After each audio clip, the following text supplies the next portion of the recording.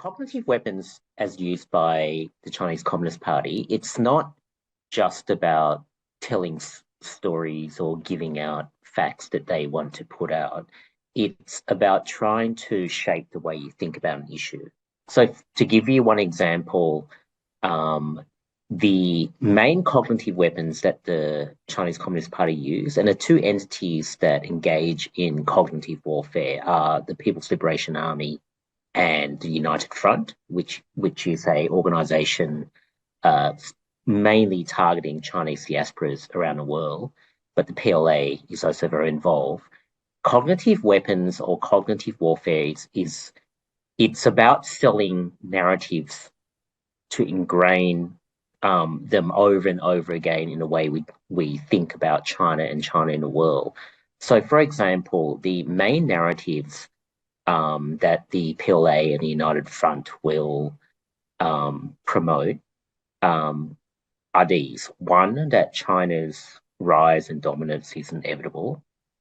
Two, that China is the natural dominant and preeminent power in Asia.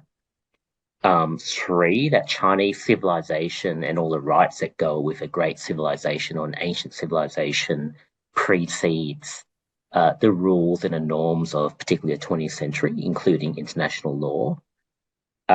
Four, that the objectives of the Chinese Communist Party are permanent and unchanging. Five, the CCP and the PLA are fundamentally undeterrable, and that they will pay any price to achieve the objectives. And the last one would be that the United States, which China sees as the main obstacle to its dominance, is inherently chaotic, unreliable, and in structural and permanent decline. So these may sound like very vague, ambiguous principles, but if you absorb these, then on most issues where China is involved, the will to resist will be weakened because resistance will seem impossible, ineffective, and futile. If, for example, you accept the narrative that CCP and the PLA are undeterrable, then the only option you have to avoid disaster is to compromise. And these are the sorts of messages that are reinforced in various forms over and over again. They're not accidental. They've been very deliberately crafted. And it's pervasive throughout the Chinese diplomatic system, but also its agents of influence to continually push these narratives onto populations and governments in various countries. So that's generally what cognitive warfare is about. It's about trying to influence the way others think about an issue. There is some evidence that the various Chinese entities do experiment and are developing these sorts of weapons that you're talking about. And so they're weapons that essentially degrade the natural capability of the minds or the cognitive processes of particular targets. That's a slightly different weapon to what I just described, cognitive warfare. They're related, they're linked, but the idea essentially is to, whether it's cognitive warfare in a way I've described, or these cognitive weapons you're talking about, it's the fundamental philosophy of trying to win without fighting. It's trying to either weaken or shape the minds and the cognitive processes of the target such that they either bend to the will of the Chinese, either because of some cognitive decline or because of some cognitive framework that has been imposed onto them, through that political warfare that I just mentioned.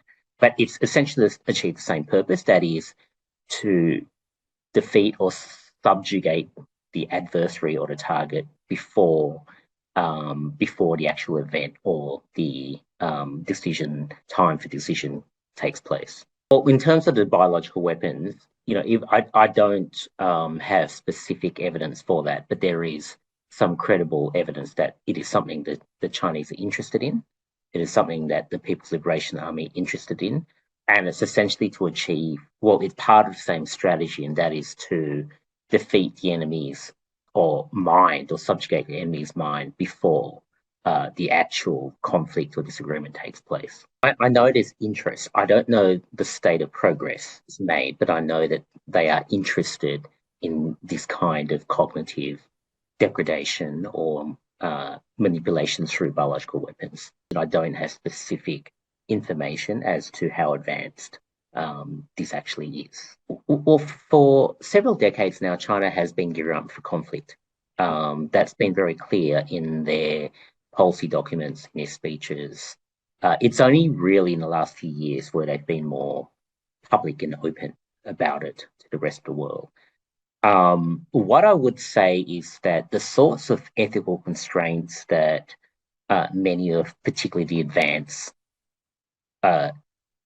liberal democracies, have placed on themselves, the Chinese don't hold themselves to.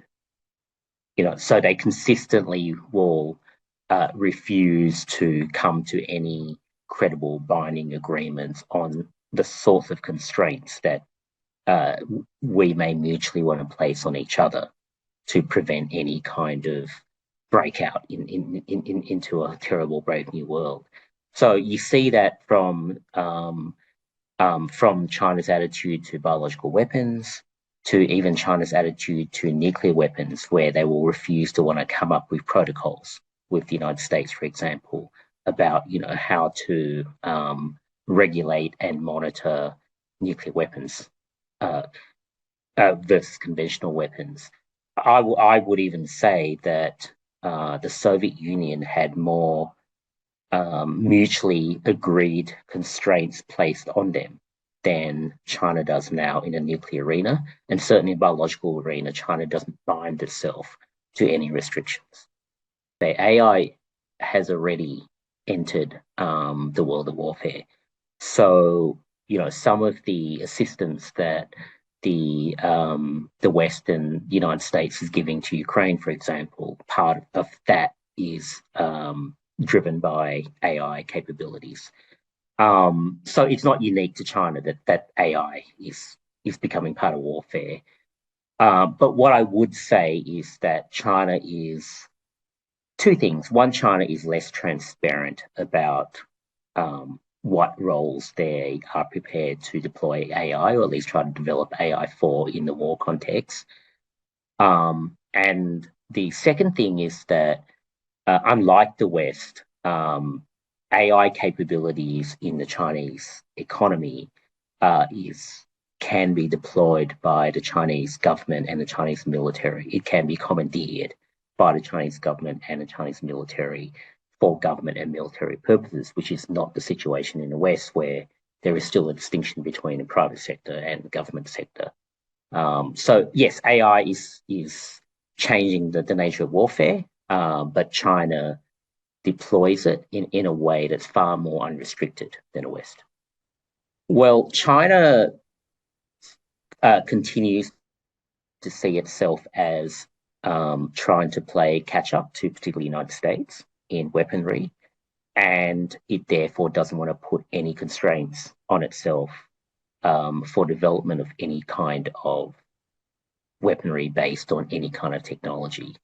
In contrast, the United States and the West are still intent on putting some ethical and operational constraints on the deployment of certain forms of technologies, particularly biological. It's explicit to Chinese strategy that secrecy is a big part of it, that intransparency is a big part of it. And they think that way because they see transparency as some kind of restriction on them. So they're not interested in transparency, whether it's nuclear, whether it's biological, whatever the case may be. The second thing is that China has the attitude that it won't agree to any sorts of restrictions until it surpasses American weaponry capability. So whilst it sees itself as still behind the United States overall in military terms, it sees constraints as something which is unfair, and it sees that as an unfair limitation on its will to surpass the US. That's the Chinese attitude.